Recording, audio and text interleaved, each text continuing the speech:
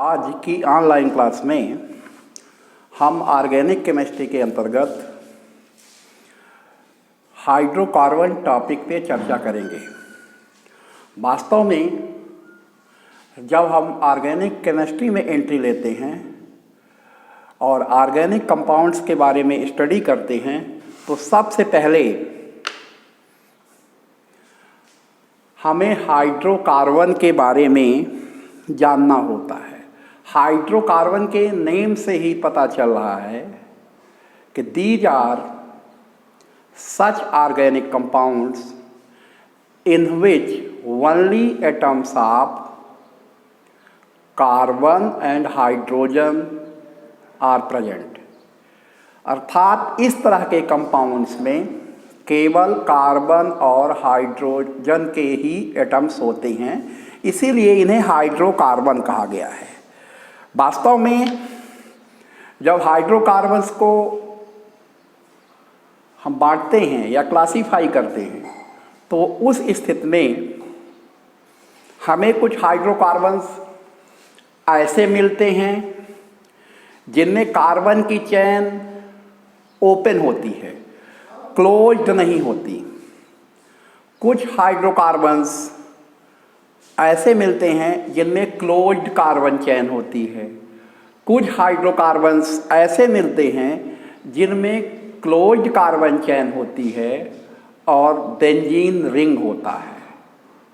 और ध्यान रहे कि जब हम कार्बन एटम्स के बीच बॉन्ड पे जाते हैं तो उसके बेस पर भी जो ओपन चेन ऑर्गेनिक कंपाउंड्स हैं, आज हम चर्चा करेंगे ओपन चेन ऑर्गेनिक कंपाउंड्स पे ही।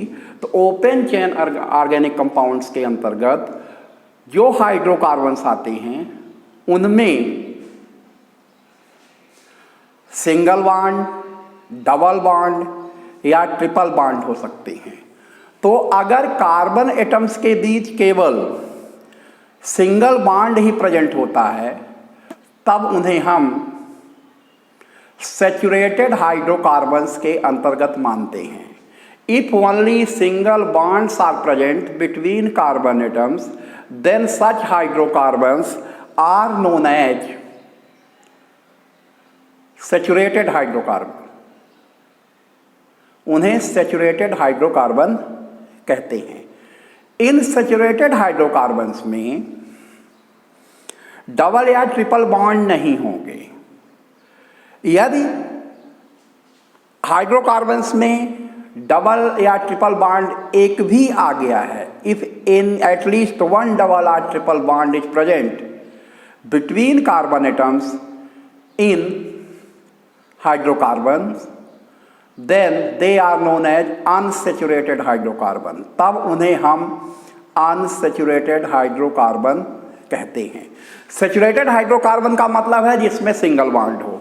अनसैचुरेटेड हाइड्रोकार्बन का मतलब है डबल बॉन्ड या ट्रिपल बॉन्ड हो। जैसे हम यहां पे लेते हैं, ये सबसे पहले तो ओपन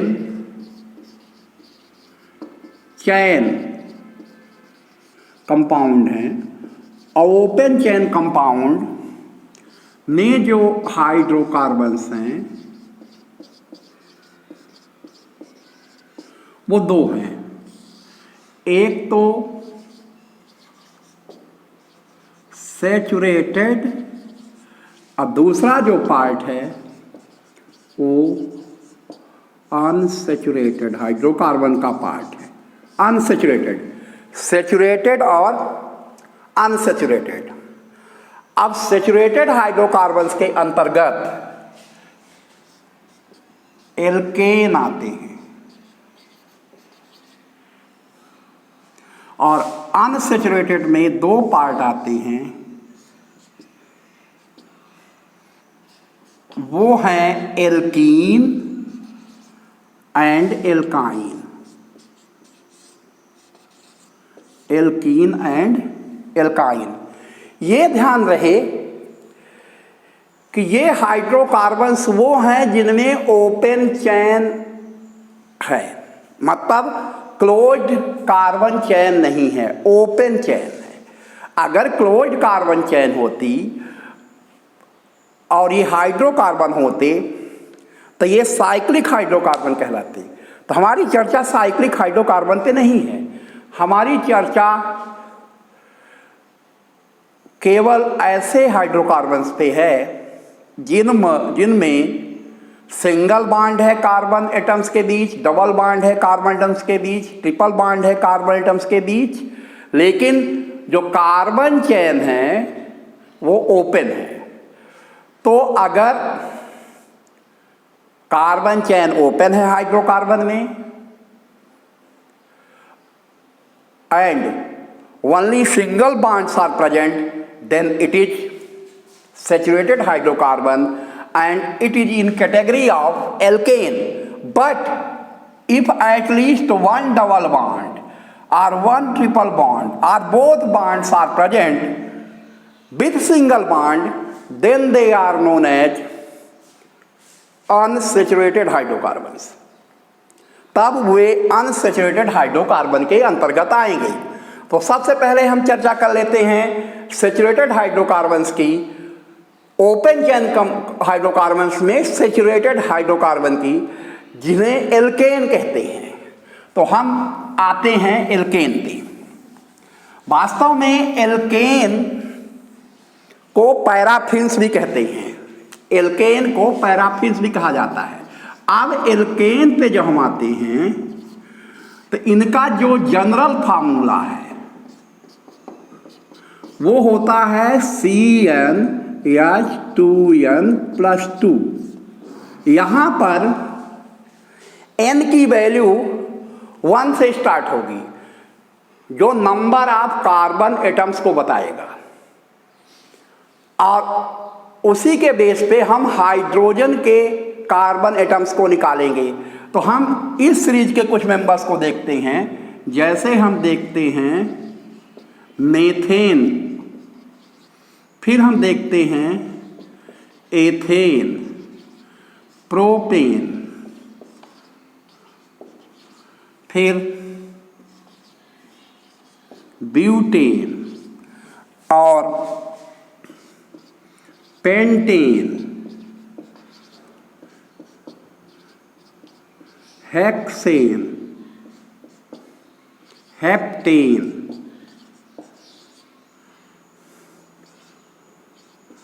ऑक्टेन, नोनेन और डेकेन। ये शुरू के मेंबर्स हैं, इसके आगे भी एल्केन्स हैं। हमने यहाँ पर 10 एल्केन्स लिए हैं जिनमें कार्बन एटम्स के नंबर्स 1 to 10 हैं। तो जिसमें कार्बन एटम्स के नंबर 1 होते हैं उसे मेथेन कहते हैं, जिसमें 2 होते हैं उसे एथेन कहते हैं, जिसमें 3 कार्बन एटम्स है उसे प्रोपेन कहते हैं, और जिसमें 4 कार्बन एटम्स हैं उसे ब्यूटेन कहते हैं, जिसमें 5 कार्बन एटम्स हैं उसे पेंटेन कहते हैं, जिसमें 6 कार्बन एटम्स हैं वो हेक्सेन। इसी तरह से 7 के लिए हेप्टेन, 8 के लिए ऑक्टेन, 9 के लिए नोनेन और 10 के लिए डेकेन यूज करते हैं। अब इनके हम फार्मूले कैसे निकालेंगे? तो जैसे हम देखते हैं यहाँ पर, तो मेथेन पहला मेंबर है, मतलब n की वैल्यू 1 होगी तो ये C लिखते हैं, 1 नहीं लिखा जाता, मतलब 1 है, और H यहाँ हो जाएगा 4। ये 4 कैसे आया? क्योंकि n की वैल्यू 1 है तो 2 को 1 से मल्टीप्लाई करेंगे, यहाँ n की वैल्यू पुट करेंगे तो 2 × 1 2 अब +2 करेंगे तो 4 आ जाएगा। अब सेकंड मेंबर जो है उसका हमें फार्मूला निकालना है, तो सेकंड मेंबर इसे C2 लेंगे और वही काम यहाँ करेंगे, n की वैल्यू 2 पुट करेंगे तो 2 × 2n मीन्स 2 × 2 4 + 2 6 आ जाएगा।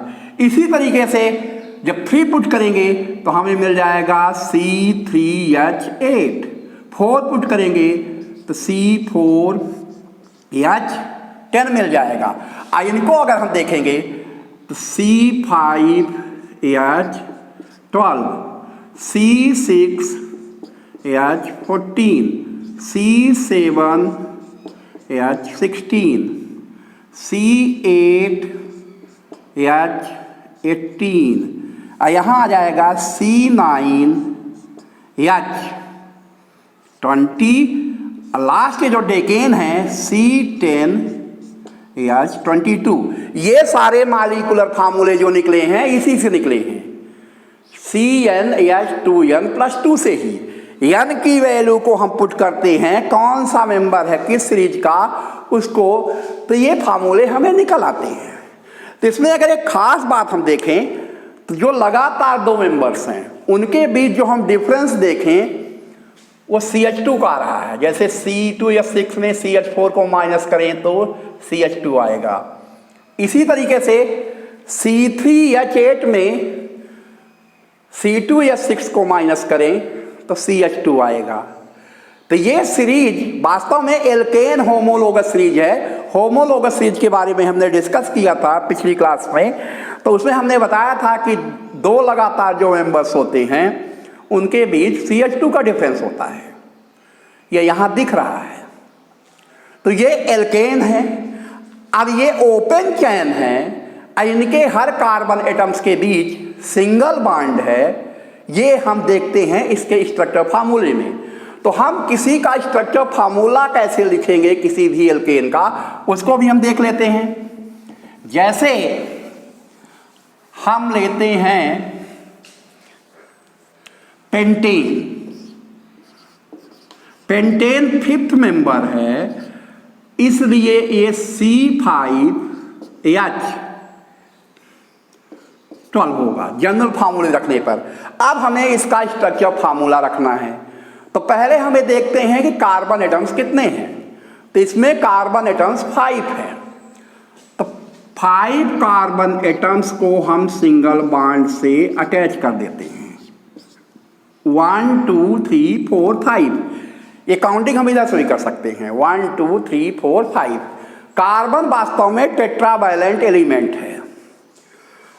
अब उसकी हमें टेट्रावैलेंसी हमें पूरी करनी होती है। इसके लिए हाइड्रोजन एटम्स का हम यूज करते हैं।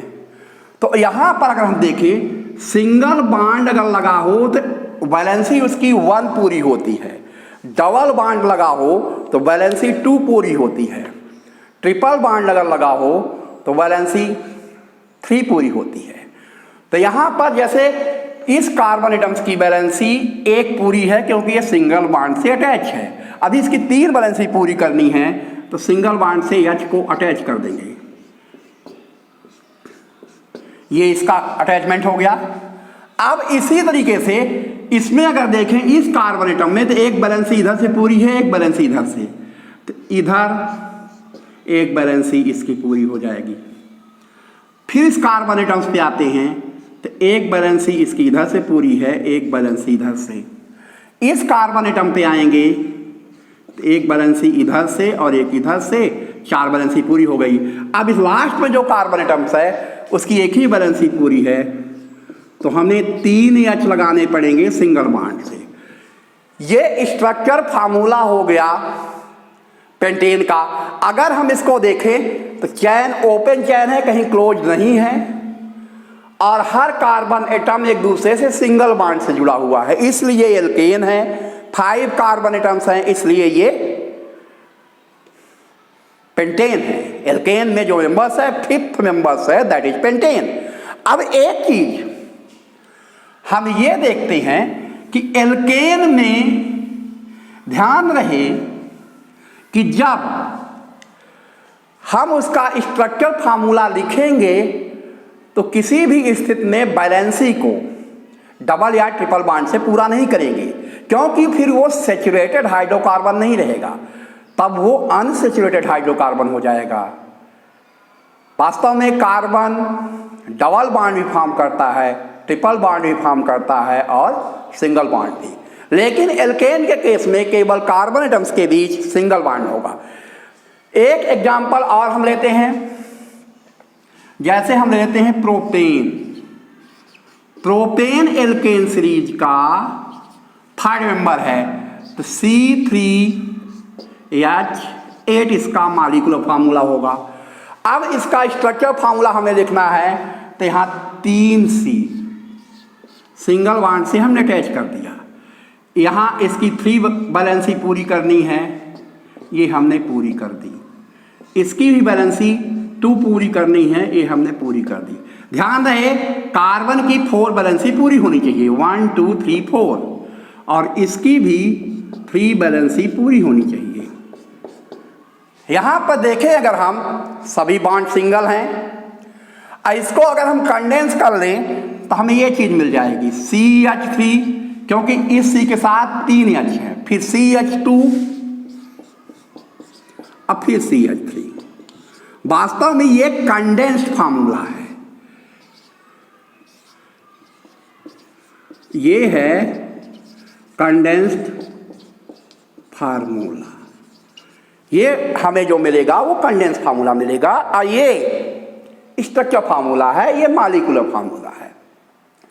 तो इस तरीके से हमने एल्केन के केस में देखा कि सभी कार्बन एटम सिंगल बॉन्ड से जुड़े होंगे और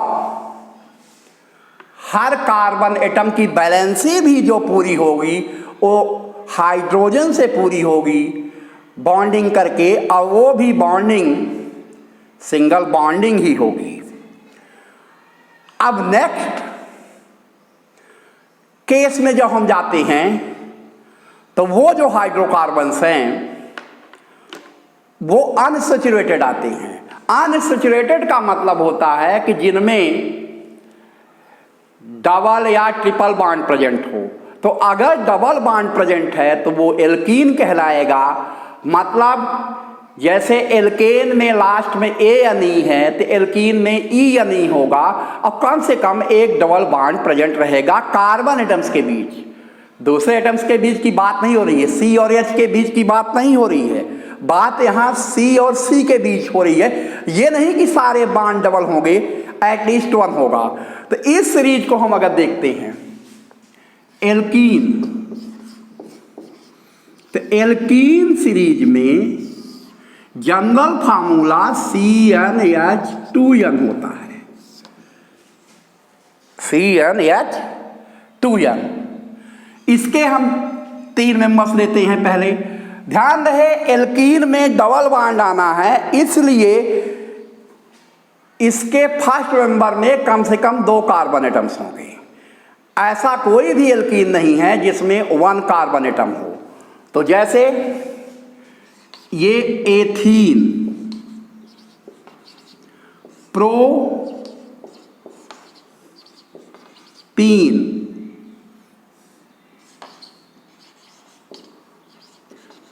ब्यूटीन, ये उसी तरीके से होगा जैसे एथेन, प्रोपेन, ब्यूटेन है। मेथीन नहीं होता।